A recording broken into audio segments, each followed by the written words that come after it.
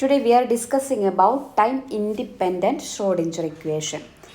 Time dependent Schrodinger equationൽ നിന്നും time parameter eliminate ചെയ്ത് കഴിഞ്ഞാൽ കിട്ടുന്ന Schrodinger equationയാണ് നമ്മൾ ടൈം ഇൻഡിപെൻഡൻറ്റ് Schrodinger equation എന്ന് പറയുന്നത്. Okay. In many situations, the potential energy capital V does not depend explicitly on time. In such cases, time parameter is eliminated from Schrodinger time-dependent wave equation and the equation thereby obtained is called as time-independent Schrodinger equation. Okay, ഇനി എങ്ങനെയാണ് time independent Schrodinger equation derive ചെയ്യുന്നതെന്ന് നോക്കാം. അതിൻ്റെ starting equation എന്ന് പറയുന്നത് നമ്മളുടെ time dependent Schrodinger equation നമ്മൾ കണ്ടുപിടിച്ച psi of xt ഇക്വേഷനാണ്. psi of xt is equal to a e raised to I by h cross px minus at. That is equation number 1. ഇനി next step എന്ന് പറയുന്നത് നമ്മളുടെ equation 1നെ നമ്മൾ രണ്ടായിട്ട് split ചെയ്യാം.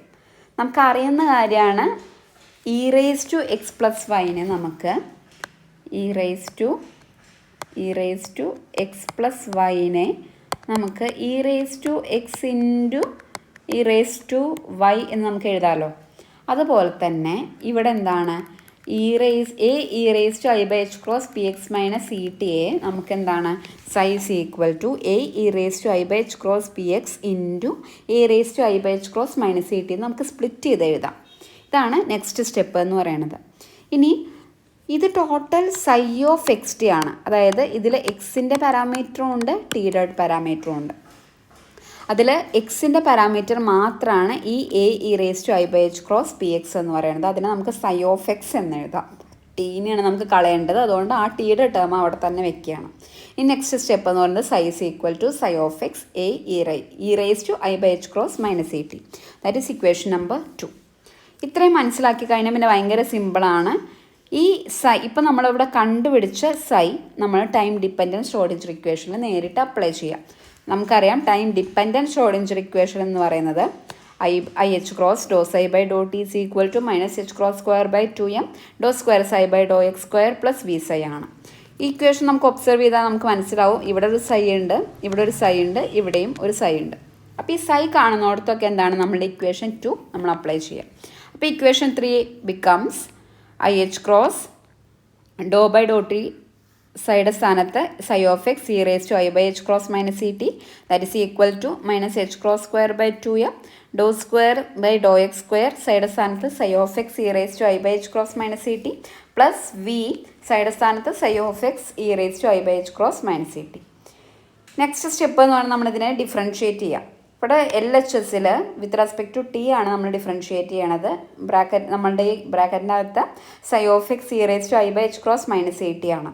അപ്പോൾ വിത്ത് റെസ്പെക്ട് ടു ടി ആയതുകൊണ്ട് തന്നെ സൈ ഓഫ് എക്സ് എന്നുള്ള ടേം അവിടെ എന്തായിരിക്കും കോൺസ്റ്റൻ്റ് ആയിരിക്കും. അപ്പോൾ അതിനെ നമുക്ക് ബ്രാക്കറ്റിൻ്റെ പുറത്ത് ഡിഫറൻഷ്യേഷൻ്റെ പുറത്തേക്ക് എടുക്കാം.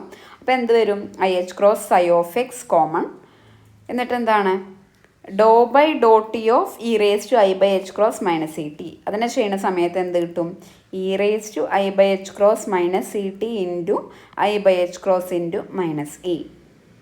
ഇതിനെ ഡിഫറൻഷ്യേറ്റ് ചെയ്യുമ്പോൾ ഇങ്ങനെ കിട്ടും. That is equal to minus h cross square by 2m dow square by dow x square.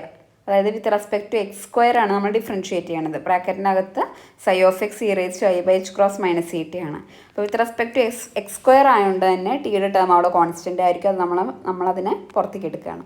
അപ്പോൾ minus h cross square by 2m e raise to I by H cross minus E t constant പുറത്തേക്ക് എടുത്തു. ബാക്കി എന്താണ് dow square psi of x divide by dow x square. അതിനൊന്നും ചെയ്യാനില്ല, അതിന് നമുക്ക് നേരിട്ട് ഡിഫറൻഷ്യേറ്റ് ചെയ്യാൻ പറ്റില്ല. അപ്പോൾ അതുപോലെ തന്നെ എഴുതാണ്. Plus V psi of X E raise to I by H cross minus E t അതുപോലെ തന്നെ എഴുതി. ഇനി നെക്സ്റ്റ് സ്റ്റെപ്പ് എന്ന് പറയുന്നത്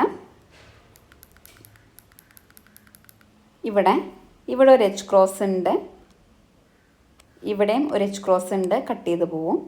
പിന്നെ ഇവിടെ ഒരു ഐ ഉണ്ട്, ഇവിടെ ഒരു ഐ ഉണ്ട്, ഐ സ്ക്വയറിൻ്റെ വാല്യൂ മൈനസ് ആണ്. ആ മൈനസും ഇവിടെ ഓൾറെഡി ഒരു മൈനസ് ഉണ്ട്, ആ രണ്ട് മൈനസും കൂടിയിട്ട് പ്ലസ് ആവും. അപ്പോൾ എൽ എച്ച് എസിൽ എന്ത് വരും e raise to psi of x ഉണ്ട്. പിന്നെ ഇവിടെ ഒരു e raise to I by H cross minus E t ഉണ്ട്, ഇവിടെയും ഒരു e raise to I by H cross minus E t ഉണ്ട്, ഇവിടെയും e raise to I by H cross minus E t ഉണ്ട്. കോമൺ ആണല്ലോ. അപ്പോൾ എന്താണ് എല്ലാ എൽ എച്ച് എസിലും ആർ എച്ച് എസിലും കോമൺ ആയതുകൊണ്ട് തന്നെ അതെന്താണ് കട്ട് ചെയ്ത് പോവും.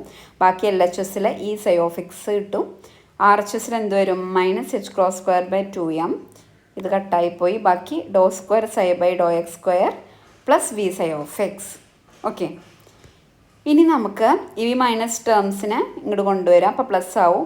h²/2m ഡോ² ψ/∂x². ഇവിടെ ഒരു ഈ സൈ ഓഫ് എക്സ് ഉണ്ട്. ഇത് ഇങ്ങോട്ട് വരുമ്പോൾ -v സൈ ഓഫ് എക്സ് ആവും. അപ്പോൾ ഈ -v psi of X is equal to 0.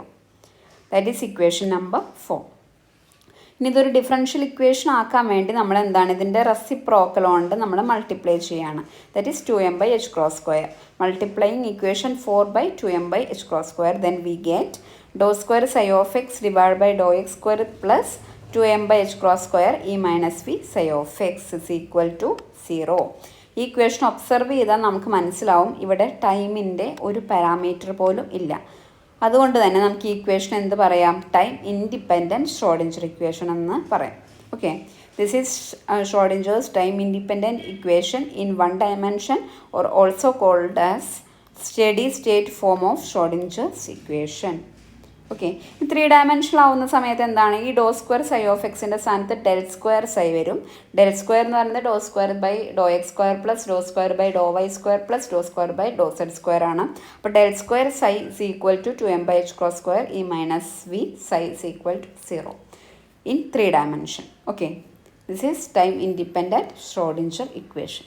Okay, thank U.